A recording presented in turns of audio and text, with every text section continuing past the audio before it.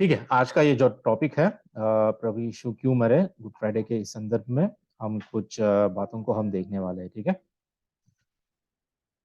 सबसे पहले ठीक है, मैं ये बताना चाहता हूँ कि सारे संसार में, ठीक है, सारे संसार में मसीही लोग हर जगह गुड फ्राइडे का दिन को याद करते हैं। ठीक है, गुड फ्राइडे को प्रभु यीशु मसीह के मरने का दिन, उनके मृत्यु के दिन को याद करते हुए उनकी स्मरण में उनकी याद में ये सब कुछ करते हैं। मतलब आज के दिन को स्मरण करते हैं। ठीक है, ये कोई फेस्टिवल नहीं है। ठीक है, लेकिन मैं कहना चाहता हूं ये फेस्टिवल से कम भी नहीं। ठीक है, we don't celebrate but it is not less than a celebration. ठीक है, आपको आप जानते हैं कि अगर कोई मर जाते हैं, कोई अगर उस दिन किसी की मृत्यु हो जाती है, तो हम में से कोई भी उस दिन को सेलिब्रेट नहीं करते, है ना।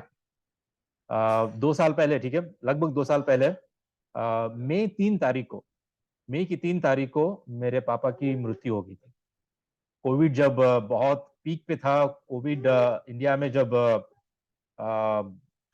काफी फैला हुआ था, डेल्टा वेरिएंट, ठीक है, जब चल रहा था, तो मेरे पिताजी को भी अ, मतलब इन्फेक्शन हो गया था।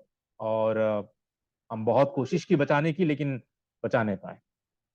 तो अगर मैं कहूंगा कि उस दिन मेरे पिताजी जिस दिन उनकी मृत्यु हुई, तो क्या उस दिन को मैं सेलिब्रेट करता हूं? मैं उस दिन क्या मुझे खुशी होगी? उस दिन क्या मुझे आ, मैं कुछ आ, लोगों को कहता हूं कि चलिए हम सेलिब्रेट करें, खुशी मनाएं?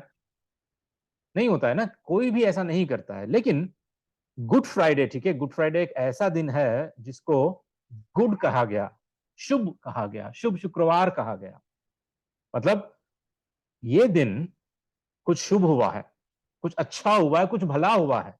और ये केवल केवल मसीही या ईसाई लोग या क्रिश्चियन लोगों की भलाई के लिए नहीं, परंतु ये सारे मानव जाति की भलाई के लिए कुछ हुआ है उस दिन। ठीक है, इसीलिए हम गुड फ्राइडे कहते हैं। ठीक है, पिछली बार मैंने बताया what is so good about good Friday. इस शुभ शुक्रवार के विषय में ऐसा क्या है कि ये शुभ कहा गया। तो आज हम देखने वाले हैं why did Lord Jesus die, प्रभु यीशु क्यों मरे। हमें से हम सभी जानते हैं, हम सभी बहुत सारे बातें प्रभु यीशु मसीह के बारे में, उसने जो क्रूस पर अपनी जान दी है और क्यों मारा गया, हम सभी जानते हैं। लेकिन आज के दिन और थोड़ी बातों को हम स्मरण करेंगे, याद करेंगे, देखेंगे, ताकि और भी अच्छे से हम समझ पाए कि प्रभु यीशु मसीह हमारे लिए क्यों मरे। ठीक है, शुरू करने से पहले मैं और एक बात बताना चाहता हूँ। मसीह जगत में, क्रिश्चियनिटी में ना 3 प्रकार के मसीह होते हैं, 3 प्रकार के लोग होते हैं।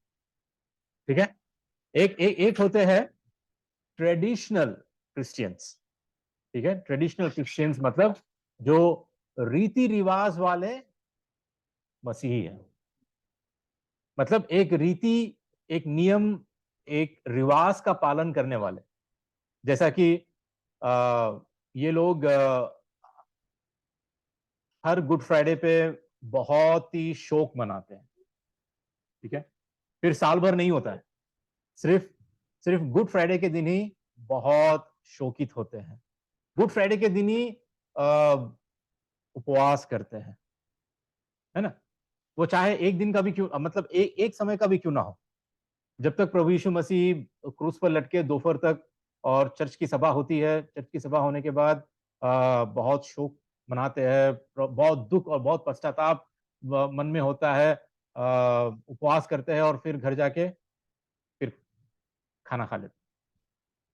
ठीक है, ये होता है ट्रेडिशनल क्रिश्चियंस। ये लोग हर संडे चर्च जाते हैं बिल्कुल, लेकिन इनके साथ इनके जीवन में ऐसे कुछ रीति रिवाज होते हैं जिनसे ये लिपटे हुए होते हैं। मतलब एक रिवाज है, करना है तो करना है, क्योंकि हमारे भी पूर्वज किए थे, हमारे लोग किए थे, या हमारे पास्टर किए थे, या हमारे सारे चर्च वाले करते हैं। ठीक है, एक रीति और रिवाज के साथ ये फ्राइडे के पहले ही, 40 दिन पहले ही उपवास करते हैं, 30 या 40 दिन पहले, जिसको हम लेंट कहते हैं। और एक हफ्ता पहले पैशन वीक में रीति रिवाज के हिसाब से स्मरण किया जाता है, सब कुछ याद किया जाता है। और कई लोग होते हैं इन इन इन लेंट डेज में ना कुछ मांस और मछली नहीं खाते, मतलब नॉनवेज नहीं खाते, सिर्फ वेजिटेरियन बन जाते। ठीक है, ये अगर हम सच्चे दिल से प्रभु यीशु मसीह की याद में अगर हम करते हैं तो ठीक है, इसमें कोई गलत बात नहीं है। लेकिन इसके साथ साथ अगर हम ट्रेडिशनल वे में, रीति रिवाज में अगर हम करते हैं तो उसमें कोई फायदा नहीं है। और दूसरे दूसरे क्रिश्चियंस होते हैं, दूसरे मसीह जो होते हैं, जिनको हम कहते हैं सीजनल क्रिश्चियंस। सीजनल क्रिश्चियंस मतलब सीजन के हिसाब से,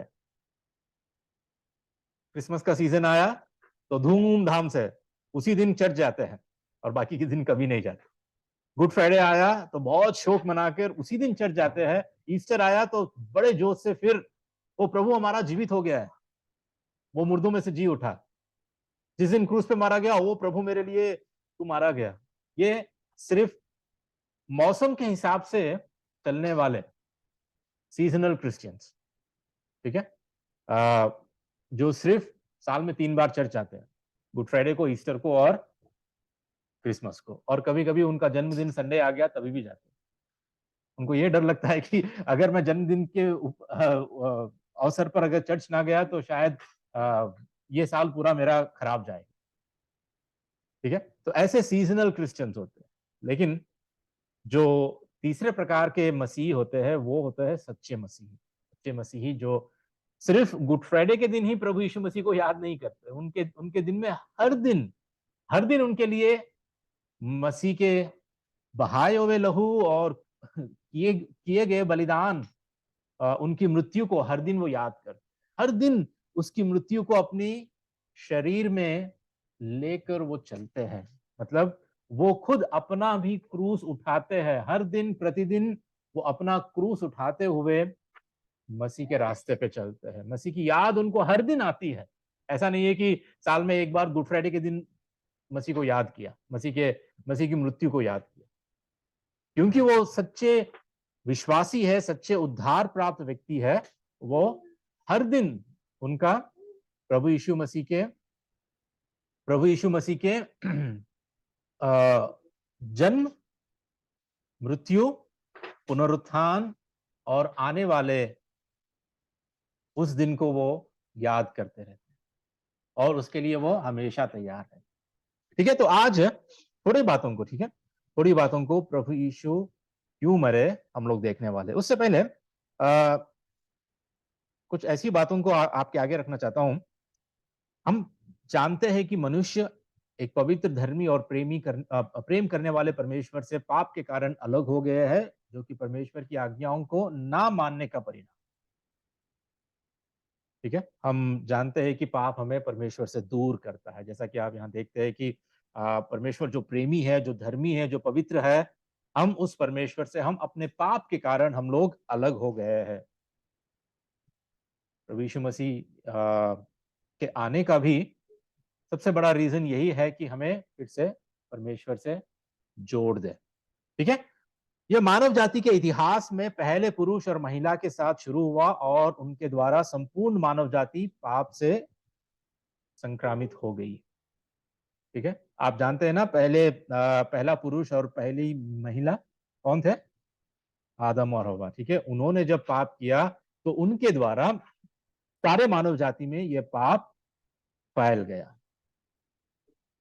ठीक है, और हम जानते हैं कि परिणाम स्वरूप, उसके परिणाम, पृथ्वी पर जन्म लेने वाला प्रत्येक व्यक्ति, ठीक है, पापी स्वभाव के साथ जन्म लेता है और पाप करता हुआ बढ़ता है और अंत में पाप में ही मर जाता है। मतलब वी आर बॉर्न, हम लोग पाप में ही, हम उस स्वभाव, पापी स्वभाव से ही हमने पैदा लिया है, हमने जन्म लिया है। ठीक है, और क्योंकि परमेश्वर एक धर्मी न्यायी है, सभी पापी दंड के पात्र, मतलब दंड के योग्य और परमेश्वर के क्रोध के अधीन है। सभी लोग, सभी मानव, ऐसा कोई नहीं है, कोई एक्सेप्शन नहीं है। हम हर कोई, मानव जाति में हर कोई, हम पाप के दंड के पात्र है, हम योग्य है। ठीक है, और हम जानते हैं कि परमेश्वर पवित्र है, न्यायी है, धर्मी है। वो पाप को ऐसे ही वो इग्नोर नहीं करेगा, ठीक है। पाप की वो अपेक्षा नहीं करेगा, वो ऐसे ही नहीं छोड़ देगा। वो धर्मी है, वो न्यायी है, इसीलिए पाप का दंड हमें मिलना चाहिए। हम पाप के योग्य है, पाप के दंड के योग्य है। तो वचन कहता है कि रोमियो के 3:23 में सभी ने पाप किया है और परमेश्वर की महिमा से रहित है। रोमियो का 5:12 ऐसा कहता है कि एक मनुष्य के द्वारा पाप जगत में आया और पाप के द्वारा मृत्यु आई और इसी रीति से मृत्यु सब मनुष्यों में फैल गई क्योंकि सबने पाप किया। और फिर पाप की मजदूरी क्या है? मृत्यु है। पाप की मजदूरी मृत्यु है।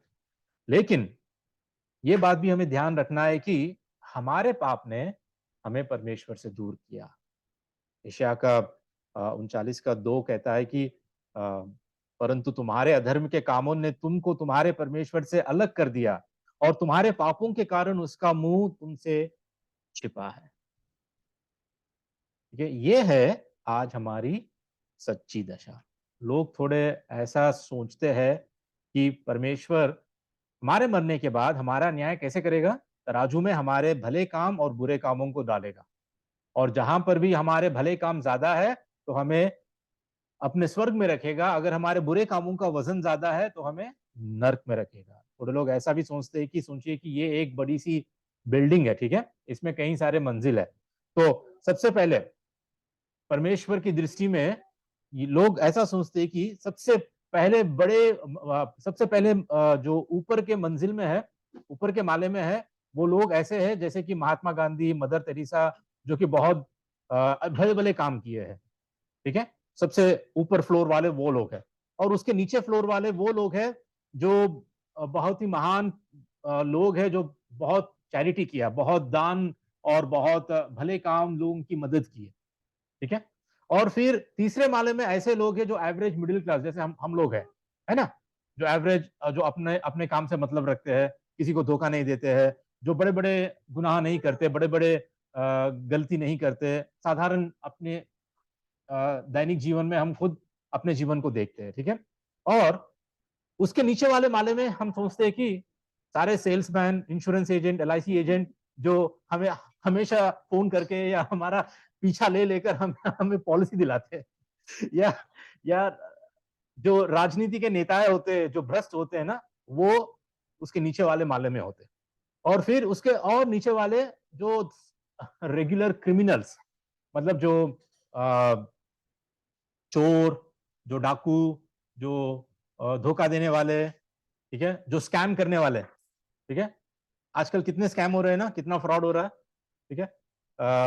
फोन करके बोलता है कि मैं आईसीए से हूँ, बोलता है कि मैं डीबीएस से बात कर रहा हूँ, है ना। या हम लोग एमओएच से बात कर रहे हैं, है?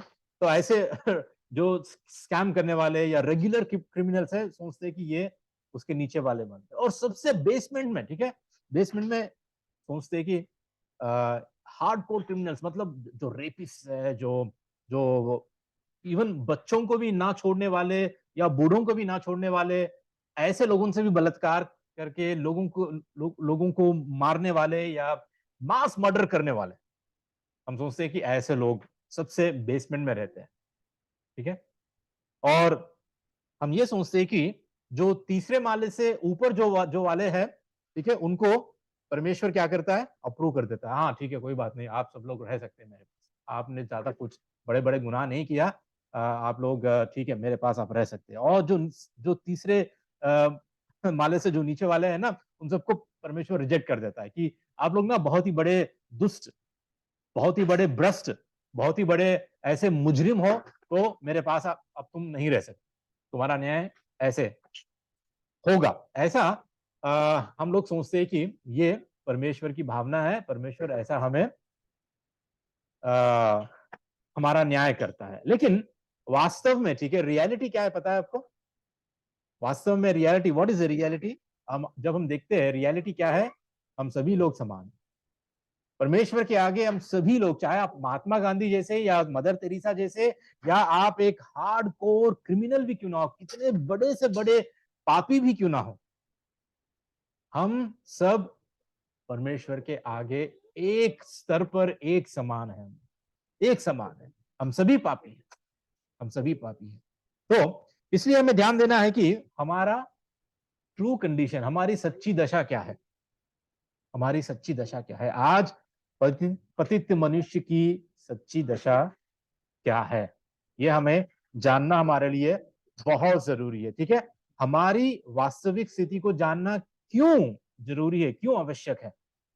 देखिए कभी अगर कोई कैंसर का पेशेंट क्षितिज भाई के पास या शिल्पा बहन के पास इलाज के लिए जाता है, ठीक है, इनको पता है कि ये कैंसर का पेशेंट है, लेकिन सोचे कि इन्होंने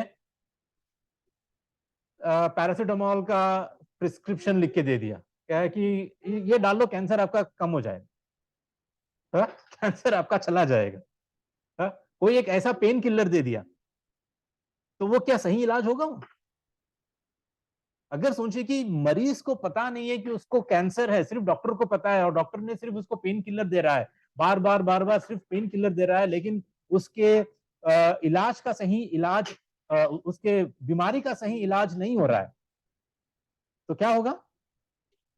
क्या वो कभी ठीक होगा? वो कभी ठीक नहीं होगा। इसीलिए आज भी वास्तव वास्तव में हमारी जो स्थिति है, हमें जानने की बहुत जरूरी है।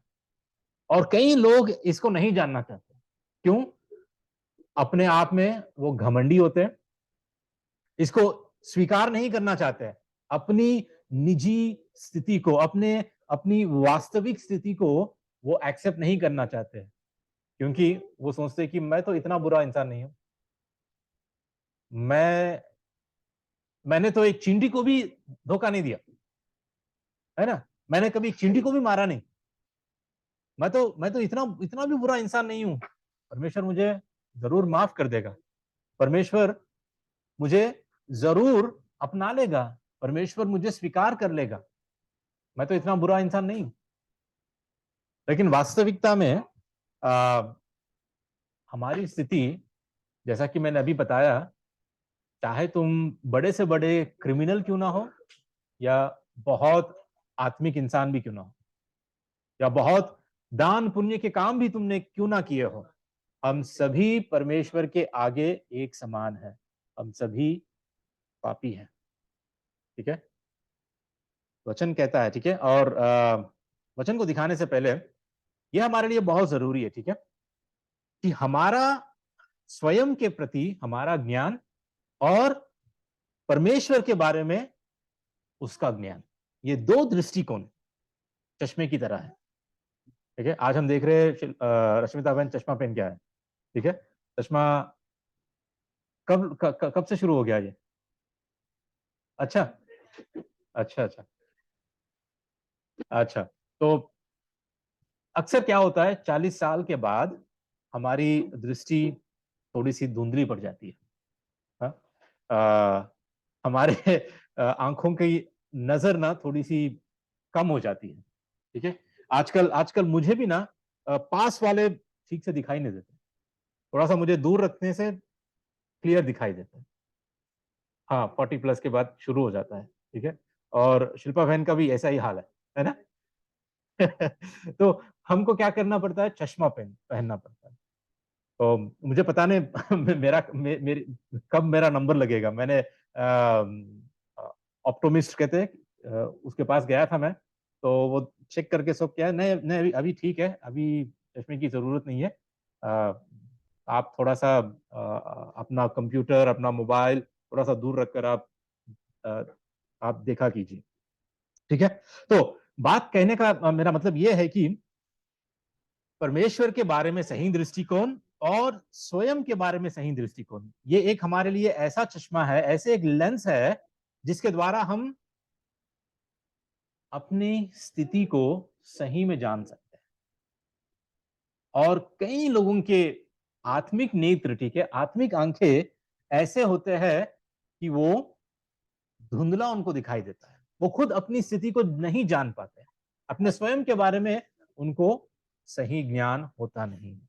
वचन कहता है कि हम तो सब के सब भेड़ों के समान भटक गए थे, हम में से हर एक ने अपना अपना मार्ग लिया। रोमियो के 3:10 से 12 ऐसा कहता है कि कोई धर्मी नहीं, एक भी नहीं, कोई समझदार नहीं, कोई परमेश्वर को खोजने वाला नहीं, सब भटक गए, सब के सब निकम्मे बन गए, कोई भलाई करने वाला नहीं, एक भी नहीं। हम सब के सब भटके हुए हैं।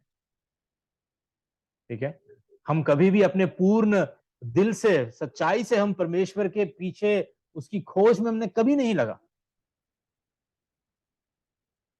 जब तक परमेश्वर हम पर दया नहीं करता, जब तक परमेश्वर खुद हमको अपनी ओर खींच नहीं लेता, तब तक हम उसके पास आ नहीं पाते। ठीक है, हम अपनी दशा में, हम अपने पतित मनुष्य की दशा में, उसकी सच्ची दशा में हम लोग परमेश्वर के पास हम नहीं आ सकते। लेकिन आज जब परमेश्वर का वचन हमें सिखाता है, ये इन बातों को हमें दिखाता है, तो आज परमेश्वर हमें एक मौका दे रहा है, हमें एक अवसर दे रहा है कि हम अपने सच्ची दशा को हम जान पाए और समझ पाए। ठीक है, तो आखिर प्रभु यीशु मसीह क्यों मरे? प्रभु यीशु मसीह क्यों मरे? गुड फ्राइडे के दिन अक्सर होता है क्या है, हर कलीसियाओं में प्रभु यीशु मसीह जो क्रूस पर 7 बातें कही, 7 वचन कही, ठीक है, क्रूस पर यीशु की 7 वाणियों का अध्ययन करते, मनन करते। ठीक है, तो आज इन 7 बातों को भी, ठीक है, मैं आपके आगे रखना चाहता हूं, इन 7 वाणियों को आपके आगे रखना चाहता हूं कि हम इनमें से कुछ सीखे, समझे, क्योंकि बड़ा महत्वपूर्ण बात है इन सारे बातों को, इन 7 वाणियों को हम समझना। ठीक है, सबसे पहली बात, क्रूस पर यीशु की पहली वाणी। ठीक है, सब लोग मिलके पढ़ेंगे। ठीक है, लूका का 23 का 33 में। ठीक है, सब लोग 1 2 3। हे पिता, इन्हें क्षमा कर, क्योंकि ये जानते नहीं कि क्या कर रहे हैं। ठीक है, क्या हो रहा है वहां पर? क्रूस पर प्रभु यीशु मसीह को लटकाया गया है, उनका बदन कोड़ों के मारों के द्वारा हर जगह से खून बह रहा है, उनके हाथ और पैरों में रोमियों के जो सिपाही थे कीले मार दिए हैं, और उसके बाद वहां पर प्रभु यीशु मसीह लटकता हुआ उस दर्दनाक शर्मनाक मृत्यु को सहता हुआ एक मुजरिम की तरह। ठीक है, उसके आजू बाजू 2 मुजरिम थे, जो 2 चोर थे, उनके समान एक मुजरिम की तरह उसको वहां पर लटकाया गया। वैसे रोमी सरकार में, ठीक है, रोमी सरकार में उस वक्त की सबसे बुरी भयानक सजा यही होती थी कि किसी भी मुजरिम को अगर सबसे भयानक सजा देनी चाहिए तो उसको क्रूस पर लटकाते थे। उन्होंने इसको ऐसा इन्वेंट किया। ठीक है, अगर मेडिकली भी आप देखोगे तो क्रूस की मृत्यु ना बहुत दर्दनाक, इंसान ऐसा तड़प तड़प के मरता है। ठीक है, वो जब सांस भी वो लेता है ना, सांस भी लेते वक्त उसको इतनी तकलीफ होती है, इतना दुख होता है।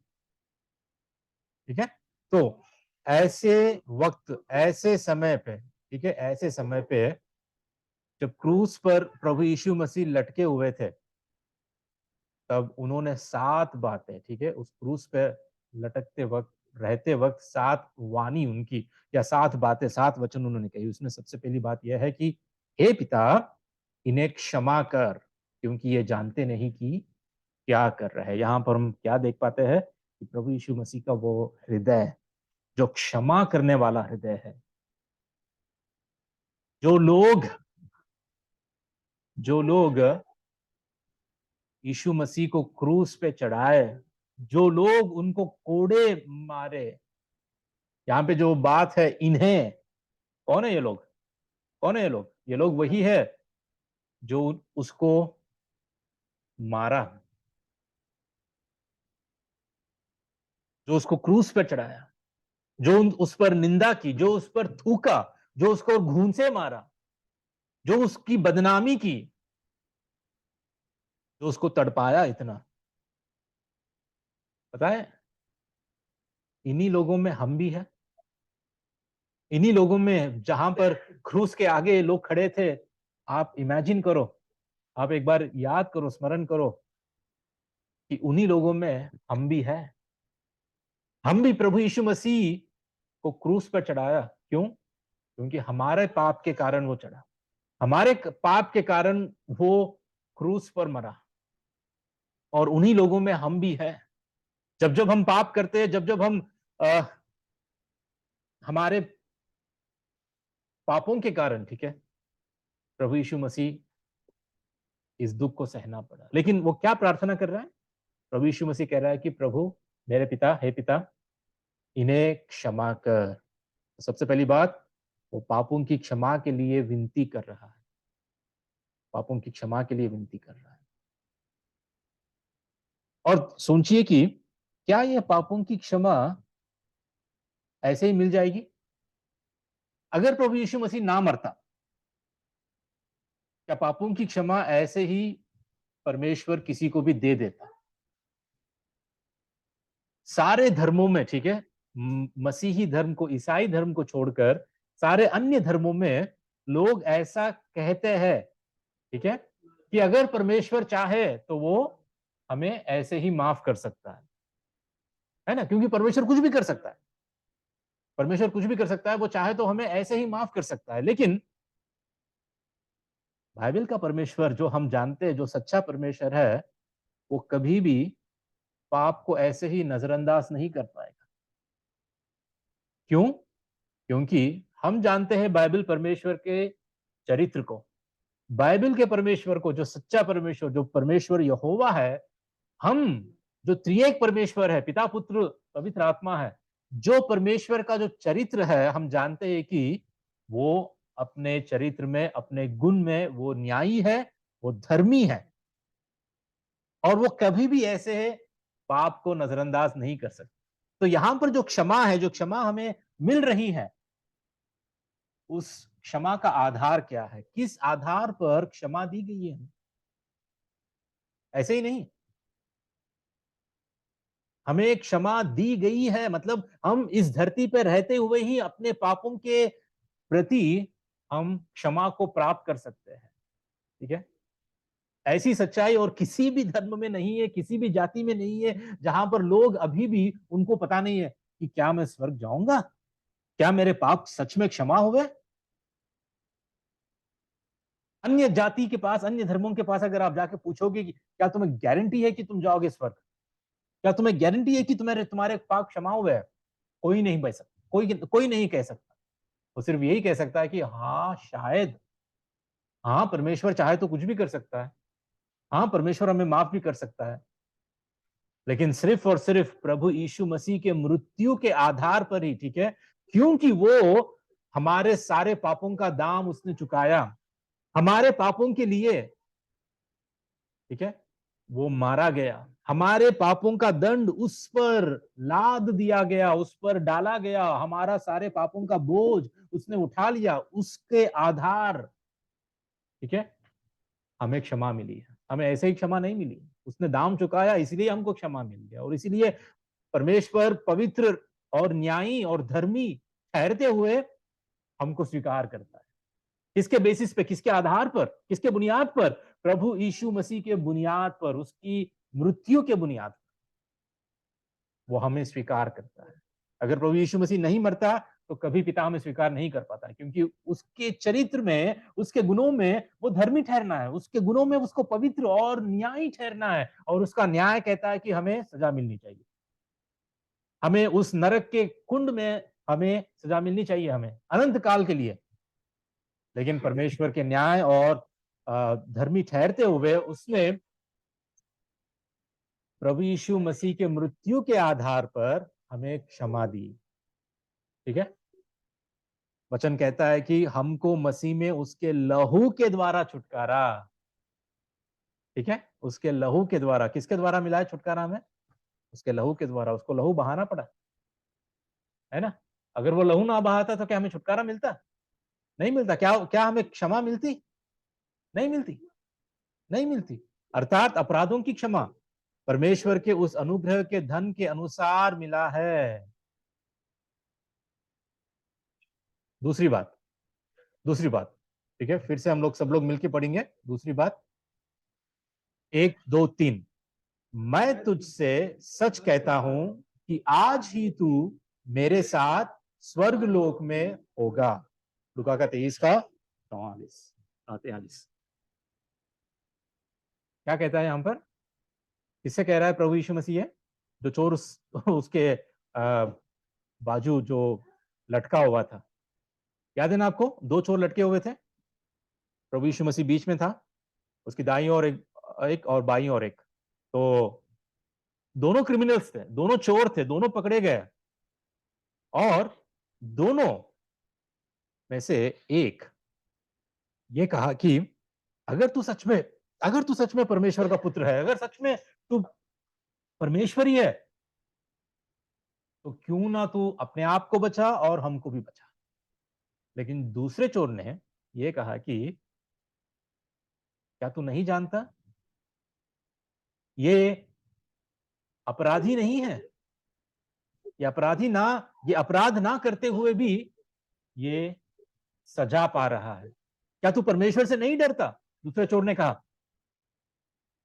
और फिर उसने कहा कि हे प्रभु, जब तू अपने राज्य में आए तो तू मुझे याद कर, मेरी सुधि ले, है ना? तो प्रभु यीशु मसीह ने क्या कहा? ये दूसरी बात है, दूसरी वाणी है। प्रभु यीशु मसीह ने क्या कहा? मैं तुझसे सच कहता हूं कि आज ही तू मेरे साथ स्वर्गलोक में होगा। ठीक है, हम ये नहीं देखने वाले यहाँ पर कि स्वर्गलोक क्या है, स्वर्ग क्या है, अधोलोक क्या है। ठीक है, इसके बारे में डिस्कशन पहले ही बहुत हो चुका है, और कई लोग इस डिस्कशन में बहुत गहराई में जाकर एक्चुअली असली मकसद को छोड़ देते हैं। ठीक है, हमें हमें वहां पे नहीं जाना है। ठीक है, हमें सिर्फ ये देखना है कि इस बात से हम क्या सीख पाते हैं। जो बात प्रभु यीशु मसीह ने कहा उस चोर से, उससे हम क्या सीख पाते हैं? सबसे पहली बात, ठीक है, प्रभु यीशु ही हमें स्वर्ग लोक में प्रवेश कराता है, और कोई नहीं है। ठीक है, सिर्फ और सिर्फ प्रभु यीशु मसीह जब कहे, उसने कहा कि तू मेरे साथ स्वर्ग लोक में होगा, तो इसका मतलब है वही हमें स्वर्ग लोक में प्रवेश कराता है। उसके सिवाय और कोई दूसरा उद्धार करता नहीं है, उसके सिवाय और कोई दूसरा नहीं है जो हमें स्वर्ग लोक में प्रवेश कराता है। ठीक है, और दूसरी बात, उद्धार की निश्चयता, उद्धार की निश्चयता। ठीक है, प्रभु ने क्या कहा? मैं तुझसे सच कहता हूं। उसने ये नहीं कहा कि काश, ठीक है, या आ, हो सकता है कि हाँ बाद में हम देखेंगे, तो पहले तो अभी अपने प्राण को त्याग दे। ठीक है, उसके बाद हम देखेंगे, स्वर्ग जाने के बाद वहां पे तेरा न्याय होगा, न्याय होने के बाद जब देखेंगे हम कि तू स्वर्ग में रहेगा कि नहीं। उसने ये नहीं कहा। ठीक है, निश्चयता के साथ, पूरे निश्चयता के साथ प्रभु ने क्या कहा? मैं तुझसे सच कहता हूं। कितनी बड़ी निश्चयता आज हमारे लिए है, देखो, हमारे उद्धार के लिए। ठीक है, कि आज ही तू मेरे साथ स्वर्गलोक में होगा, आज ही, कल के दिन नहीं, परसों के दिन नहीं, इमीडिएटली, जैसा तू मरेगा तो आज ही मेरे साथ स्वर्गलोक में होगा। यह उद्धार की निश्चयता हमें इस बातों से मिलती है, क्योंकि प्रभु यीशु मसीह ने जो कहा है वो सच है, वो सच्चा है। उसने जो कहा है वो बिल्कुल सच है। हम उसकी बातों पर पूरी तरह विश्वास कर पाते हैं, विश्वास हम कर सकते हैं, और ये उद्धार की निश्चयता आज हमें प्रभु देता है। क्यों? उसने वादा किया, उसके वादे के अनुसार। ये चोर क्या कभी बपतिस्मा लिया था? नहीं लिया। ये चोर कभी बाइबल स्टडी में गया था? ये चोर को कभी किसी ने सुसमाचार सुनाया था? ये शायद प्रभु यीशु मसीह के बारे में उसने पहले ही सुना होगा, ठीक है, जाना होगा। ठीक है, इसलिए ये सारी बातों को उसने कहा। ठीक है, ये चोर कभी उपवास करके, क्या ये चोर कभी आ, आ, जो रीति रिवाज के जो काम होते हैं, क्या उसको किया? कुछ नहीं, कुछ नहीं। सिर्फ उसने मन फिराया, सिर्फ उसने पश्चाताप किया, अपनी सच्ची दशा को उसने ग्रहण किया कि वो कौन है, और विश्वास किया। सिर्फ उसके विश्वास ने उसको बचाया उसी दिन। ठीक है, जिस दिन वो मर रहा था, जिस दिन जिंदगी का आखिरी दिन था, आखिरी सांसें उसकी चल रही थी, तभी तभी उसने क्या किया? सिर्फ विश्वास किया, पश्चाताप किया, मन फिराया, अपने आप को परमेश्वर के आगे स्वीकार किया और मन फिराया, और तुरंत ही प्रभु ने क्या कहा कि तू आज मेरे साथ स्वर्गलोक में रहे। कितनी कितनी निश्चयता देने वाली बात है हमारे लिए भी आज। यही बात अगर प्रभु यीशु हमारे बारे में कहता कहता कि नहीं, वो जो मन फिराता, जो उस पर विश्वास करता, उसके विषय में वो जरूर, जो सच्चा विश्वासी है उसके लिए भी प्रभु यीशु मसीह की यही बात है, यही वादा है।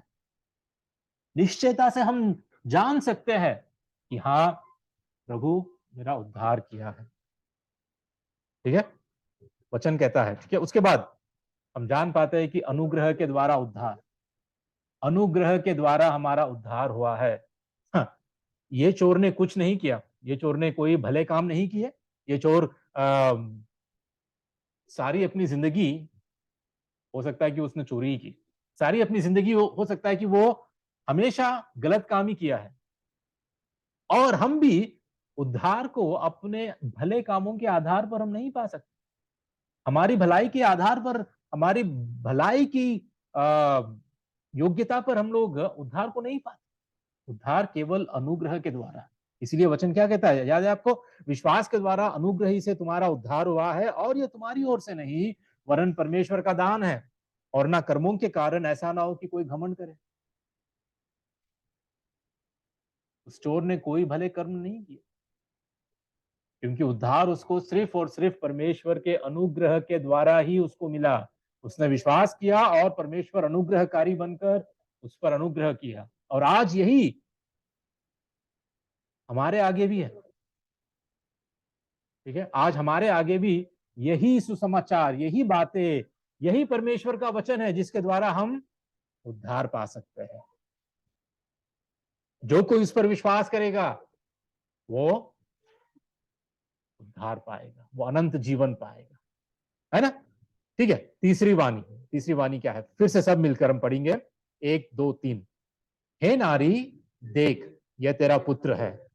तब उस चेले से कहा, देख, यह तेरी माता है। ठीक है, यूहन्ना के 19 के 26 और 27। ये किसके बारे में कह रहा है प्रभु यीशु मसीह? वहां पर उसकी माँ थी, मरियम थी। ठीक है, मरियम के साथ दूसरी स्त्रियां भी थी। और जब प्रभु यीशु मसीह उस मृत्यु को सह रहा था, ठीक है, मृत्यु को चख रहा था, सोचिए कि उस वक्त भी, इतनी पीड़ा में भी, इतने दर्द में भी, इतने दर्द में भी उसने किसको याद किया? अपनी माँ को। अपनी माँ को याद किया। उसने अपनी जिम्मेदारी को, पुत्र होने की जिम्मेदारी को उसने क्रूस पर लटकते हुए भी, सोचिए कि एक इंसान मर रहा है, मरते वक्त भी उसने अपनी जिम्मेदारी को छोड़ी नहीं। पुत्र होने के कारण जो उसकी जिम्मेदारी थी अपने माँ के प्रति, ठीक है, क्योंकि वो घर का पहलौटा है, अपने घर में वो पहला बेटा था। और यहूदी संप्रदाय में, यहूदी संस्कृति में, ठीक है, उनके लिए पहलौटा होना बहुत बड़ी बात, क्योंकि सब जिम्मेदारी, अगर बाप नहीं है, पिता मर चुका है, तो सारी जिम्मेदारी उस पहलौटे संतान पर आती है।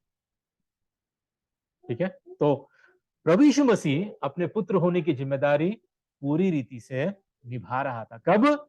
जब वो मृत्यु की दशा में था, जब वो क्रूस उठा रहा था। तो क्या कहा? हे नारी, देख, ये तेरा पुत्र है। सोचिए कि वहां पर मरियम को, ठीक है, मरियम को एक बेटे की जरूरत है, ना कि चेले को अपनी माता की। लेकिन क्या हो रहा है यहां पर? प्रभु यीशु मसीह अपने भाइयों को, उसके खुद के भाई भी थे, है ना, मरियम और यूसुफ के द्वारा जो जन्मे थे भाई बहन थे, लेकिन उनके हवाले नहीं किया मरियम को। किसको, किसके हवाले किया? अपने चेले यूहन्ना के हवाले। यूहन्ना से ये कहा, देख, ये तेरी माता है। तो हम यहां पर क्या देख पाते हैं कि एक नए आत्मिक संबंध की स्थापना, जैसे कि आज भी प्रभु यीशु मसीह के लहू के द्वारा हम लोग, ठीक है, हम लोग जो उसकी इच्छा पे चलने वाले हैं, आज हम प्रभु के भाई बहन हैं, प्रभु के माता पिता। क्योंकि वचन में प्रभु प्रभु ने ये कहा कि अपने चेलों की ओर अपना हाथ बढ़ाकर कहा कि मेरी माता और मेरे भाई ये है, क्योंकि जो कोई मेरे स्वर्गीय पिता की इच्छा पर चले वही मेरा भाई और बहन और माता है। तो आज एक आत्मिक संबंध की स्थापना प्रभु यीशु मसीह के मृत्यु के द्वारा उसने स्थापना की। हम जो मसीह में भाई बहन है, पता है ये जो रिश्ता है हमारा, ये खून के रिश्ते से गहरा है। ये खून के अपने जो सगे भाई बहन हैं उनसे भी गहरा रिश्ता ये मसीह में जो हमें मिलता है, मसीह के खून और उसकी मृत्यु के द्वारा जो प्रभु ने स्थापित की है, एक नए आत्मिक संबंध की स्थापना। ठीक है,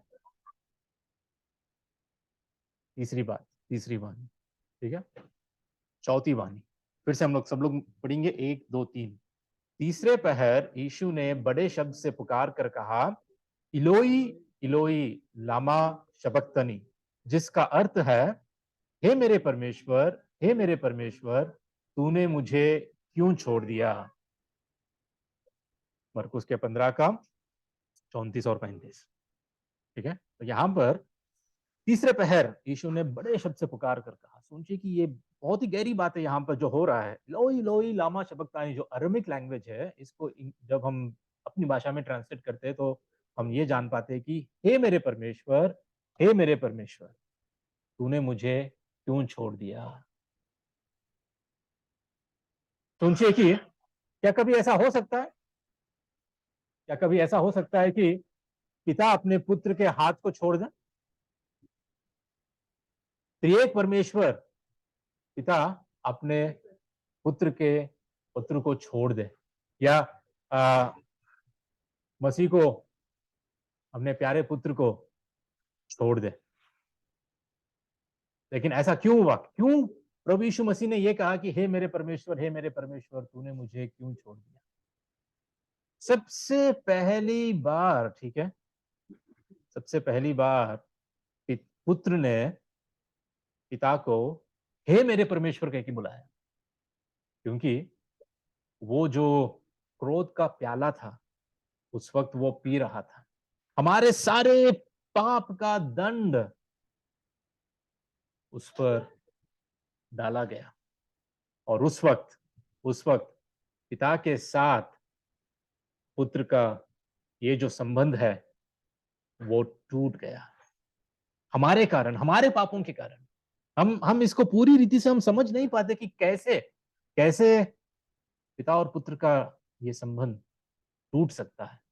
लेकिन जो मनुष्य होकर वो हमारे पापों की सजा अपने आप पर, वो बोझ वो अपने आप पर जब वो लिया था, तो क्या हुआ? परमेश्वर के साथ वो अलग किया गया। इसीलिए कहता है कि हे मेरे परमेश्वर, हे मेरे परमेश्वर। हमेशा जब उसने अपने पिता को पिता कह के हे पिता, हे पिता, हे पिता कहा, पहली बार यहां पर हे मेरे परमेश्वर, हे। इतने दुख की बात होती है कि जब कोई हमसे दूर हो जाता है। ठीक है, यहां पर हम देख पाते हैं अगलाव, आइसोलेशन या सेपरेशन। ये अगलाव का कारण क्या है? हमारा पाप, मेरा पाप, आपका पाप।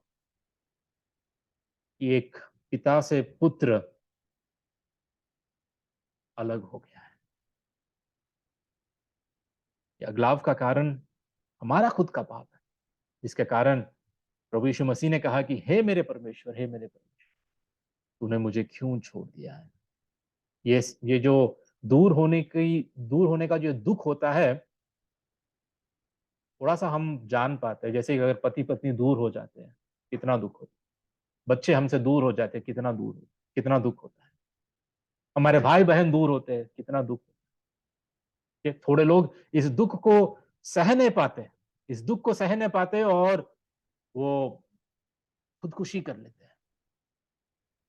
कई लोग इस दुख में पूरी तरह निराश हो जाते हैं। सोचिए कि ऐसा दुख, ऐसा जो अगलाव जो प्रभु यीशु मसीह ने सहा, इसके लिए कभी अपने पिता से वो दूर नहीं था। पिता, पुत्र, पवित्र आत्मा बिल्कुल एक थे, लेकिन सबसे इतिहास में सबसे पहली बार और शायद आखिरी बार कि हमारे पाप के कारण उसने कहा, क्यों मुझे छोड़ दिया, क्यों मुझे त्याग दिया।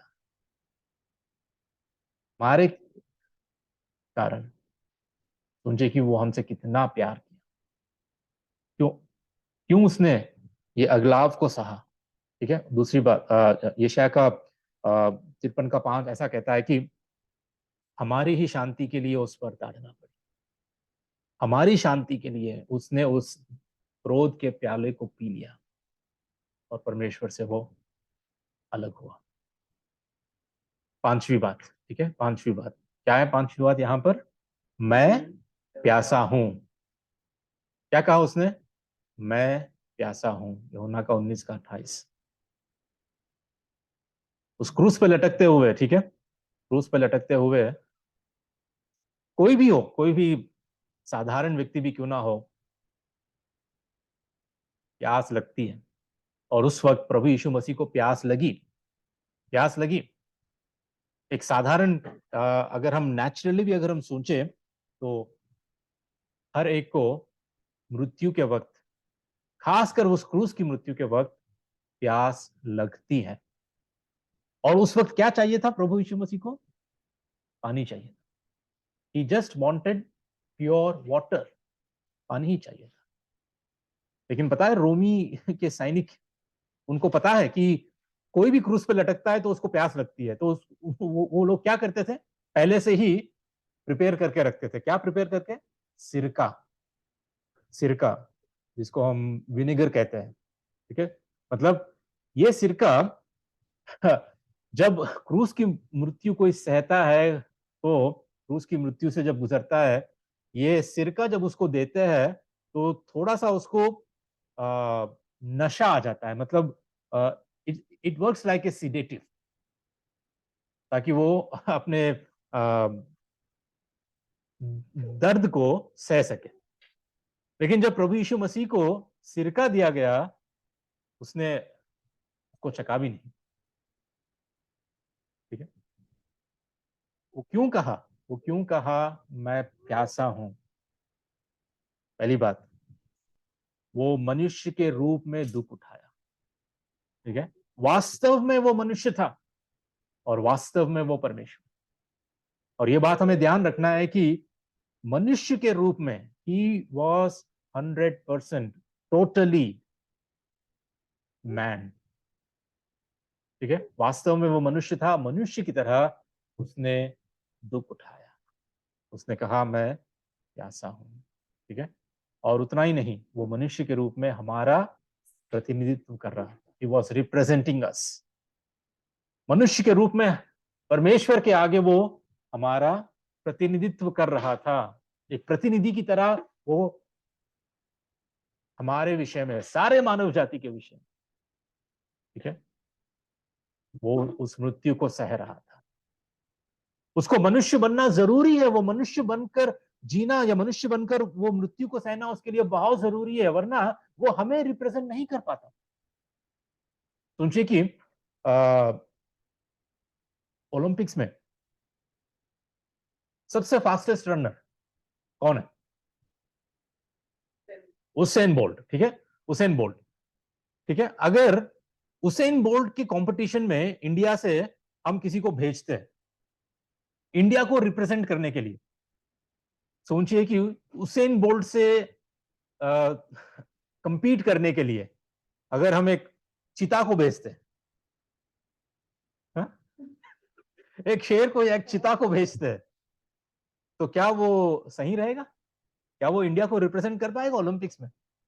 चीता तो सबसे तेज दौड़ने वाला जंतु है, जानवर है। उसेन बोल्ट, क्या उसेन बोल्ट का बाप भी आए तो वो हरा देगा, है ना? वो रिप्रेजेंट नहीं कर पाएगा। एक एक जानवर, एक एक जंतु या एक जो मानव नहीं है, मनुष्य नहीं है, वो अपने देश का प्रतिनिधित्व नहीं कर पाएगा। इसीलिए प्रभु यीशु मसीह को मनुष्य बनना पड़ा, ताकि वो मनुष्य मानव जाति का प्रतिनिधित्व कर पाए हमारी ओर से। ठीक है, परमेश्वर के आगे वो मनुष्य बनकर प्रतिनिधित्व करा वो, इसलिए जरूरी था उसको। और जब उसने प्यासा, मैं प्यासा हूं, ठीक है, एक साधारण, एक प्राकृतिक मनुष्य की तरह उसने ये बात कही, ठीक है। और हम ये जान पाते हैं कि यशायाह का 53 का 5, जिसने मसीह ने शरीर में होकर दुख उठाया, ठीक है। अच्छा, ये रेफरेंस गलत है, मिस्टेक से मैंने यहाँ पे रखा है। ये है पहले पतरस का 4 का 1, ठीक है, पहले पतरस का 4 का 1, जहां पर मसीह ने शरीर में होकर दुख उठाया, ये बात, ठीक है। शरीर में होकर दुख उठाना बहुत जरूरी था उनके लिए, ठीक है। शरीर में होकर दुख उठाना उसके लिए बहुत जरूरी, ठीक है। छठी वाणी, ठीक है। छठी वाणी क्या है? सब लोग मिलकर, क्या है? 2 ही शब्द, पूरा हुआ। फिर से कहेंगे, पूरा हुआ। इंग्लिश में कहते हैं इट इज डन और इट इज फिनिश्ड, ठीक है। यूहन्ना का 19:30। क्या पूरा हुआ? क्या पूरा हुआ? प्रभु यीशु मसीह क्या पूरा करने आया? क्यों कहा उसने अंतिम समय तक, ठीक है, अंतिम समय तक, आखिरी बात कहने से पहले उसने कहा कि पूरा हो गया, समाप्त हो गया, पूरा हो गया। क्या पूरा करने के लिए आया वो? क्या उसने पूरा किया? पहली बात, सारी भविष्यवाणियों को, ठीक है। प्रभु यीशु मसीह के बारे में जितने भी भविष्यवाणी की गई थी, जितने भी प्रोफेसिस की गई थी, सारे जो पुराने नियम में थी, उन सभी को उसने पूरा कर दिया, एक को भी नहीं छोड़ा। सभी भविष्यवाणी को उसने पूरा किया। दूसरी बात, उसने व्यवस्था की सारी मांगों को पूरा किया। जितने भी व्यवस्था की मांगे थी, ठीक है, एक इंसान को परमेश्वर के राज्य में पहुंचने के लिए, धर्मी ठहरने के लिए, जितने भी व्यवस्था की मांगे थी, उन सारी मांगों को उसने पूरी कर दी। ही फुलफिल्ड द कंप्लीट लॉ, ठीक है। उसके बाद उसने परमेश्वर के क्रोध को भी पूरी रीति से पूरा कर दिया। उस प्याले को पी लिया। परमेश्वर की जो जो जो जो क्रोध एक पापी मनुष्य के ऊपर अपने पाप के कारण जो भड़का है, उसके प्रकोप को भी उसने पूरी रीति से संतुष्ट कर दिया, संतुष्ट कर दिया, ठीक है। और आखिरी में उसने उद्धार के कार्य को पूरा किया। हमारे उद्धार के कार्य को उसने पूरा कर दिया। आज हम कुछ जोड़ नहीं सकते। जब यीशु मसीह ने कहा इट इज फिनिश्ड, पूरा हुआ, तो पूरा हो गया है ना। उसको हम और भी हमारे कर्मों के द्वारा, और भी हमारे कुछ कामों के द्वारा, या हमारी भक्ति के द्वारा, या हमारे आज्ञाकारिता के द्वारा, या हमारी प्रार्थना के द्वारा, हमारे उपवास के द्वारा, या हमारे बाइबल पढ़ने के द्वारा हम उसको कुछ जोड़ नहीं पाते, जोड़ नहीं सकते हम, ठीक है। जब प्रभु यीशु मसीह ने कहा पूरा हुआ, तो पूरा हो गया, ठीक है। इसीलिए वचन कहता है कि क्योंकि उसने एक ही चढ़ावे के द्वारा उन्हें जो पवित्र किए जाते हैं सर्वदा के लिए सिद्ध कर दिया है। इब्रानियों का 10:14। एक ही चढ़ावे के द्वारा एक बार में उसने सब कुछ चुका दिया, पूरा दाम चुका दिया, पूरा दाम चुका दिया। कुछ बाकी नहीं रहा, कुछ भी बाकी नहीं रहा। हमारे उद्धार के कार्य को उसने पूरा कर दिया।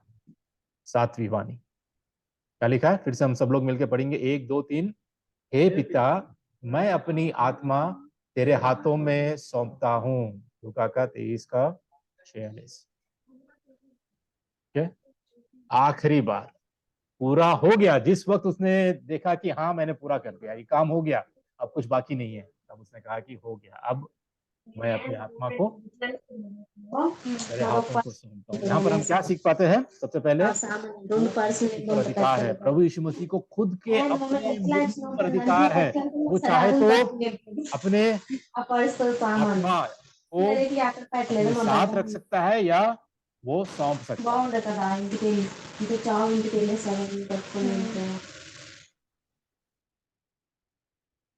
उसके पास मृत्यु का पूरा अधिकार है, पूरा अधिकार है। उसी ने कहा कि मैं अपने प्राण को खुद अपने से मैं देता हूं, मुझे कोई जबरदस्ती नहीं कर रहा है। मैं चाहे तो उसको दे सकता हूं, चाहे उसको मैं ले सकता हूं, ठीक है। कोई जबरदस्ती नहीं, उसको पूरा मृत्यु पर अधिकार है। और दूसरी बात, हमें मृत्यु के भय से वो स्वतंत्र करता है, क्योंकि उसको मृत्यु पर अधिकार है। आज जो उसके है, हमें वो अपने हमारी मृत्यु के भय से वो हमें स्वतंत्र कर, इसीलिए वो मारा गया। इसलिए इब्रानियों के पत्री में ऐसा लिखा है 2:14 से 15 में, ताकि मृत्यु के द्वारा उसे, जिसे मृत्यु पर शक्ति मिली थी, अर्थात शैतान को निकम्मा कर दे, और जितने मृत्यु के भय के मारे जीवन भर दासत्व में फंसे थे उन्हें छुड़ा ले। हमको आज छुड़ा लिया। हमें आज मृत्यु से डरने की बात नहीं है। मृत्यु तो हमारे लिए एक ऐसी खुशी का मौका है कि जैसे मैं इस धरती पर अपने आंखों को बंद करूंगा, वैसे मैं प्रभु यीशु मसीह स्वर्ग के राज्य में मैं उसके साथ उसको देखूंगा, उसके साथ रहूंगा। मृत्यु हमारे लिए एक रास्ता, एक द्वार है कि हम उसमें, उसके राज्य में प्रवेश करें। मृत्यु से हमें आज डरने की बात ही नहीं है। मृत्यु से हमें उस डर में, उसके दासत्व में हमें जीने की जरूरत ही नहीं है। प्रभु यीशु अपने मौत के द्वारा, अपनी मृत्यु के द्वारा उसने मृत्यु को हरा दिया। वो अपने मृत्यु के द्वारा पाप को हरा दिया, और वो अपने मृत्यु के द्वारा खुद मौत को ही जीत लिया। वो अपने मृत्यु के द्वारा शैतान को भी हरा दिया, शैतान को निकम्मा कर दिया। आज हमें ना तो पाप के दासत्व में जीने की जरूरत है, ना तो मृत्यु के भय के दासत्व में जीने की जरूरत है, और ना तो हमें शैतान के दासत्व में जीने की जरूरत है। आज हमें पूरी रीति से, क्योंकि यही है सबसे बड़े शत्रु कौन है पता है इस संसार में? कई लोगों को लगता है कि मेरी सास मेरी सबसे बड़ी शत्रु है। कई लोगों को लगता है कि मेरा मेरा बॉस जो है वो मेरा सबसे बड़ा शत्रु है। कई लोगों को लगता है कि सबसे बड़ा शत्रु मेरा पति है, पति पत्नी है, या मेरा भाई बहन है, या कोई मेरा बैरी है, या कोई मुझसे जो बैर रखता है वो मेरा शत्रु है। लेकिन पता है सबसे बड़ा शत्रु कौन है? हमारा पाप, शैतान और मृत्यु। ये तीनों को प्रभु यीशु मसीह ने अपने मृत्यु के कारण, अपने मृत्यु से ही इन तीनों को हरा दिया, और वो जीत हमें दी है। और जब प्रभु यीशु मसीह ने कहा कि पूरा हुआ, समाप्त हुआ, वो एक जीत की घोषणा थी। पता है आपको? It was a victory cry.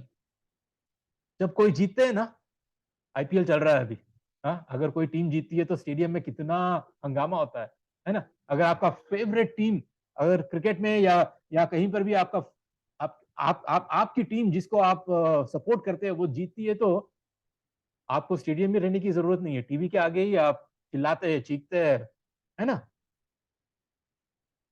पटाखे जलाते हैं, जश्न मनाते हैं, लोगों को मिठाई बांटते हैं, है ना? कितनी खुशी होती है। जीत की घोषणा, जीत की घोषणा ऐसे हम करते हैं, ओ मतलब अब हम, लगता है कि हम जीत गए। प्रभु यीशु मसीह जब कहा कि समाप्त हुआ, वो कोई एक साधारण बात नहीं थी, वो एक जीत की घोषणा थी कि हो गया। अभी पाप मर गया तू, शैतान हार गया तू, मृत्यु जीत लिया मैंने तुझको भी। वो आज हमें इस जीत को दे रहा है कि हम पाप पर जीते हैं, हम शैतान पर जीते हैं, और एक दिन पता है, हम वैसे इस शरीर में तो हम मरने वाले हैं, लेकिन हम मृत्यु को भी जीत कर एक दिन हम पुनरुत्थान होने वाले हैं। प्रभु हमें पुनरुत्थित करेगा एक दिन, हमारा पुनरुत्थान होने वाला है एक दिन, हमें महिमा का शरीर मिलने वाला है एक दिन। उस दिन हम कहेंगे कि मृत्यु कहाँ है तू? आज तुझे भी मैं जीत गया हूं, मेरे मसीह के कारण। जो मसीह ने मेरे लिए किया है उसके कारण मैं मृत्यु को भी जीत सकता हूं। तो प्रभु इन सारी आ, बातों को, इन 7 बातों को उसने उस क्रूस पे लटकते हुए कहा, जिसके विषय में आज जब हम सोचते हैं तो बहुत गहरी बातें हैं, बहुत ऐसी बातें हैं जो आज हमारे जीवन में लागू होती है। ठीक है, इसलिए इसलिए हमें क्या करना है? वचन कहता है कि समय पूरा हुआ है और परमेश्वर का राज्य निकट आ गया है, मन फिराओ और सुसमाचार पर विश्वास करो। मन फिराओ, सुसमाचार पर विश्वास करो। परमेश्वर ने जगत से ऐसा प्रेम रखा कि उसने अपना इकलौता पुत्र दे दिया ताकि जो कोई उस पर विश्वास करे वह नाश ना हो परंतु अनंत जीवन पाए। उस गुड फ्राइडे के दिन, पहले गुड फ्राइडे के दिन, परमेश्वर ने क्या दिया? अपने लौते पुत्र को। वो पुत्र अपना खुद का प्राण हमारे लिए बलिदान किया। सोचिए कैसा महान प्रेम, कैसा अनोखा प्रेम, कैसा शर्तहीन प्रेम है यह, कि आज वो हमें देख रहा है, हमको बुला रहा है, हम पर इतनी दया की है ताकि हम बचाए जाएं, ताकि हम उसकी महिमा के लिए जी पाए, जीवन का मकसद हमें मिले, जीवन जीने का सही अर्थ हमें मिले। वरना हम ऐसे ही, कोई आशा नहीं, जिंदगी का कोई मतलब नहीं, क्यों जी रहे हैं, कोई इसमें कोई मकसद, मतलब एक दिन जब हम मर जाएंगे हम अस्तित्व में नहीं रहेंगे, हम पूरी तरह मिट जाएंगे, हमारा कोई नामो निशान भी नहीं रहेगा। ऐसा नहीं कहती है बाइबल। मतलब फिर जीने का क्या मतलब है? अगर हमारा नामो निशान नहीं है, हम अस्तित्व में रहेंगे भी नहीं मरने के बाद, तो फिर खाओ पियो मौज मस्ती करो, कुछ भी करो, भलाई करो बुराई करो, इससे कोई मतलब ही नहीं है। There is no question of morality. लेकिन आज बाइबल का परमेश्वर, बाइबल के वचन, बाइबल हमें यह सिखाती है कि नहीं, हमारा जीवन का मकसद है, प्रभु यीशु मसीह के मृत्यु के द्वारा हमें हमारी पहचान मिली है, हम अकेले नहीं छोड़े गए हैं। आज उस जश्न का, उस खुशी का जो अवसर है वो हमें दिया गया है, हमें दिया गया है।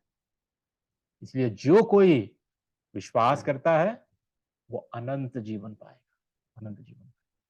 ठीक है, चलिए हम प्रार्थना करके समझ